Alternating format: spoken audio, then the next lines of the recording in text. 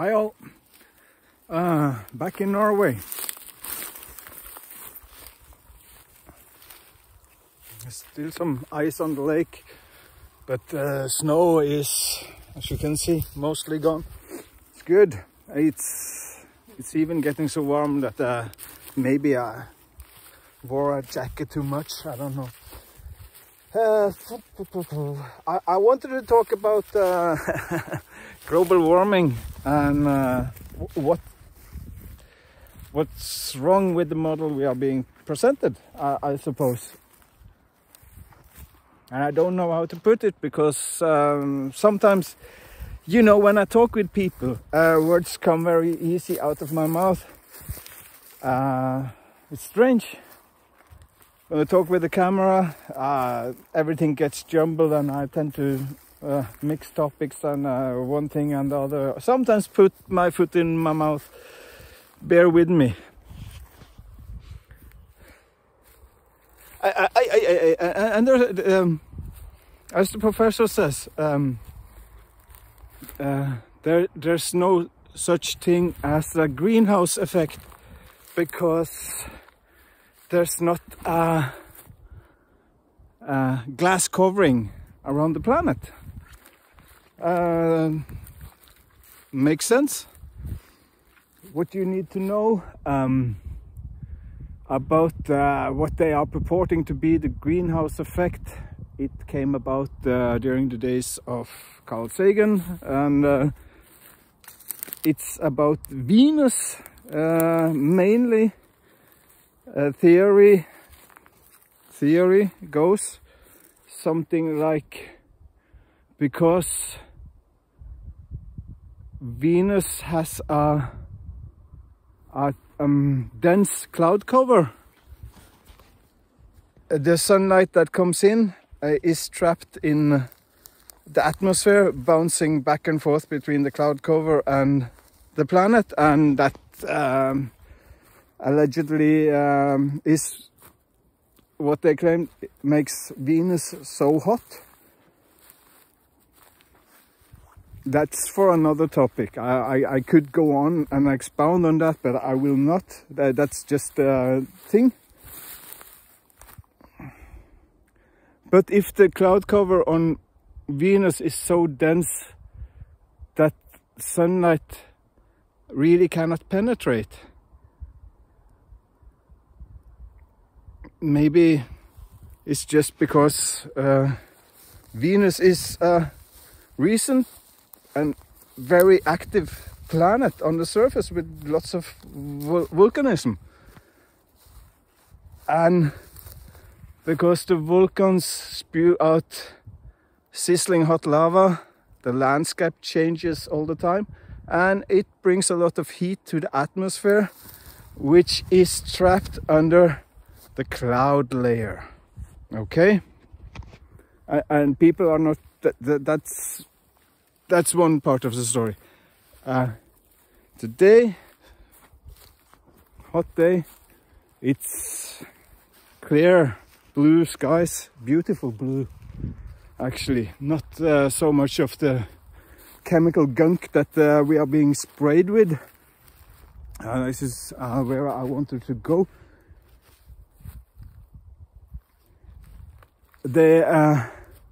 You know, for the first 20 years or so, you say the chemtrails are not normal.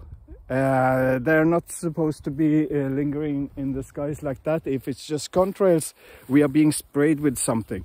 Oh, you are a conspiracy nutcase. We don't regard anything you say. You are out of your mind. Is stamped for life for being a critical thinker. Now, some decades hence, the cat's out of the bag long time ago, and the same news medias that used to brand people like me are saying that we are spraying because they want to stop global warming, because they want to make an artificial cloud cover that reflects the sun heat back out of the atmosphere. Gobbledygook. They're burning so much fuel, they're spending so much resources on making this artificial gunk that is, first of all, most of all, poisoning the planet, poisoning us, poisoning the soil we live off. But of course the mass media cannot talk about that, because that would indicate that they were actually doing something right. What a shame. I'm so glad I never wanted to become a journalist and be bought and paid for and work for just disinforming people. Do people who are in mass media, who are, you know, feel a bit stung, hurt by what I'm saying? Yo, all you have to do is talk about something real every once in a while. If you look at my profile on Facebook, you see, I'm bringing up this, that and the other that you could easily talk about, and you would actually do a difference for the better. Beauvoir is one situation that I feel really strongly about, because it's basic poisoning of one of our main sources of nutrition in the Western world, milk. They're blaming cows for the planet coming out of an ice age, if I could put it that way. It's totally unfounded. It's extremely unscientific, and it's harmful not only to the cows but also to us. Beauvoir not fit for human consumption. Okay. Is the Beauvoir just evaporating out of the cow? Where does it go? You're not gonna get that answer, not from the authorities, not from the dairies. So they're being. Could you work like that, knowing that you are helping in and abetting in poisoning your own people? Could you sleep good at night doing that? I'm just asking, because obviously I don't expect any answers. It's mostly quiet here. But I do hope you heed my words. I hope you sometimes act on them. It will be great help, I think. It's easy to feel somewhat out of sorts talking about these things and just being ignored or laughed at time and again. But I bring it up because I think it's important. I don't want to live in a toxic world with toxic people lying, cheating and stealing, stabbing you in the back for profit. It's not what I'm here for, right? Now, as I said, we are coming out of an ice age, and it's sort of like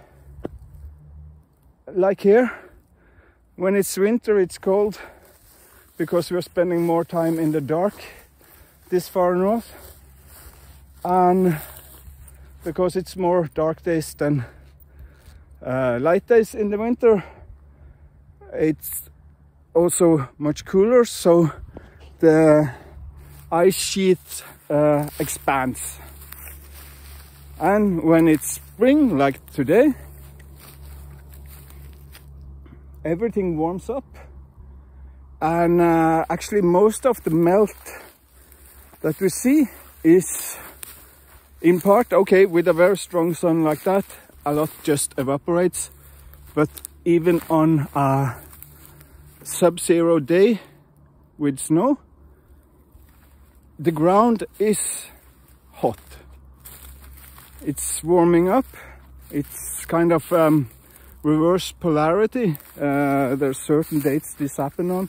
I cannot recall it off the top of my head. So heat is coming back into the soil, and it melts the snow from the ground up, not from the top down. You get me? Now, for instance, in Greenland, the ice-covered Greenland. Back in, I believe it was the late 80s, you can search this up, go look up Glacier Girl, P-38 Glacier Girl. That was an World War II fighter that had to crash land out in the sea drifts of Greenland. Then in the late 80s, a team went on an expedition to find this plane, to see if it could be salvaged for, you know, antique. And it's a pretty cool plane.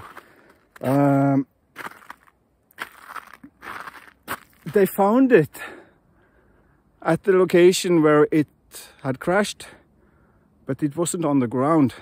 It was 80 meters, I believe, if not maybe 200 meters under ice. That is how much buildup of ice and snow had happened since World War II. So if you think global warming means because the sun is heating and ice is melting, it's from the top, well, we just debunked that. Then Glacier Girl would be there on top and case closed, no? So something else is going on. So here is a term I should have looked up, but if you... There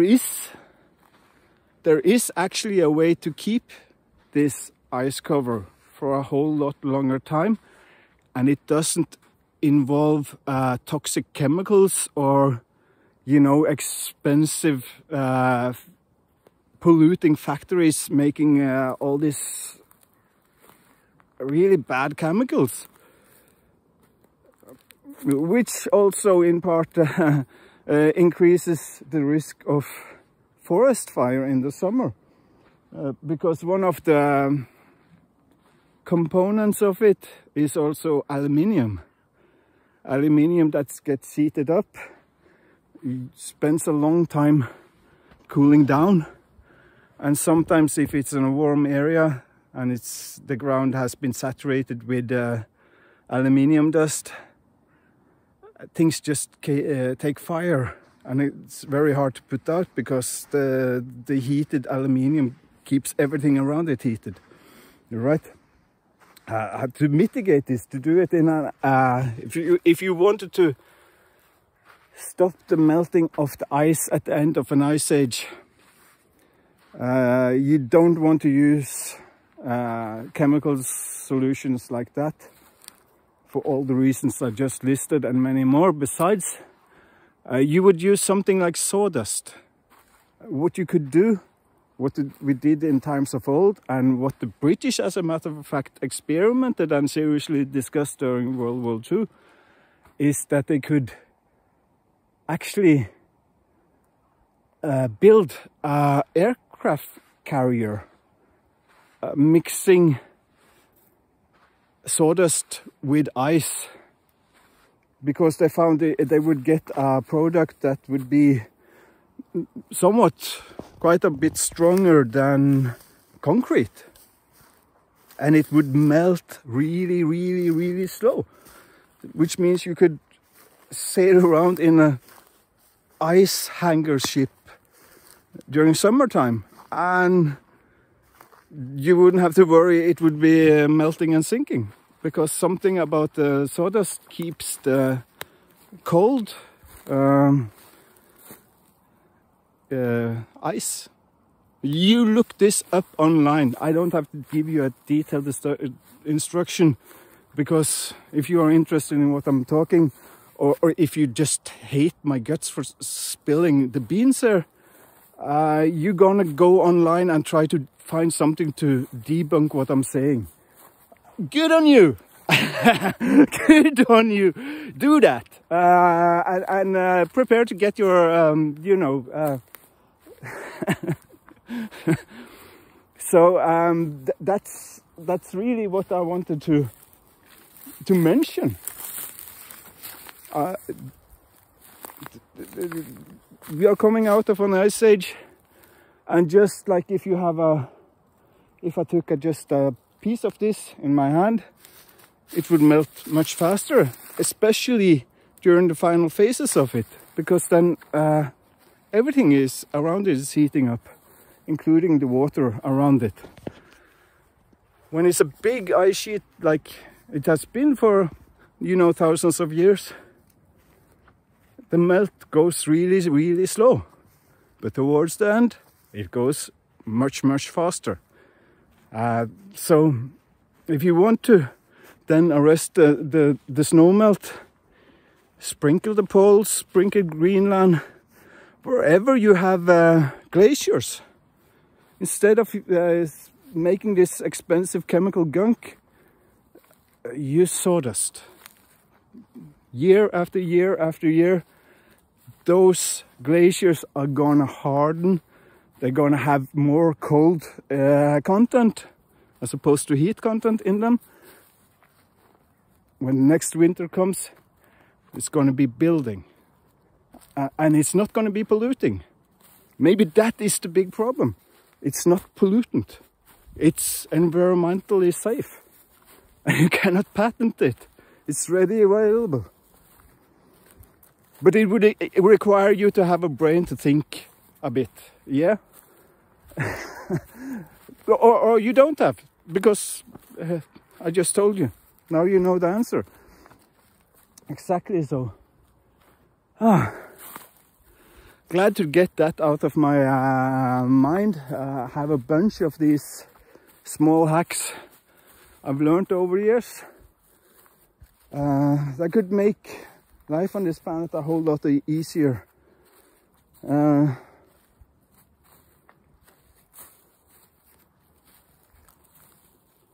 I could go on, but I'm not. 17 minutes more enough. And I hope, of course, when I get more warm in the mouth, more used to talking about this stuff, I can explain it in much more clarity with much fewer words. As I said, I'm not used to talking about this loud. If I'm with some people, I'm better at explaining.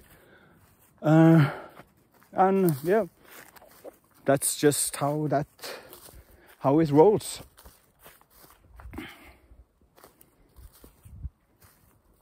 I really